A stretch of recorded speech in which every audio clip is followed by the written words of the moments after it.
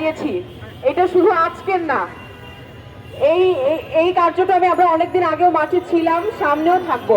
আপনারা দেখেন পিলখানা থেকে শুরু করে পিলখানা, এরপরে শাপলা চত্বরে এবং এরপরে জুলাই ছাত্র জনতার অভ্যুত্থান, সবখানেই আমাদের বিগত আওয়ামী লীগ সরকার যে গণহত্যা করেছে, যে গণহত্যা চালিয়েছে, এইটার বিচার তো আমরা দেখতেই চাই, সাথে সাথে আমরা আওয়ামী লীগের নিষিদ্ধও চাই। আপনারা যদি বিচার এবং নিষিদ্ধকরণের দাবিতে আমরা মাঠে না নামি বা আপনারা মাঠে না নামেন, আপনারা কি বাংলাদেশে আবার এই বিচারহীনতার সংস্কৃতি দেখতে চান?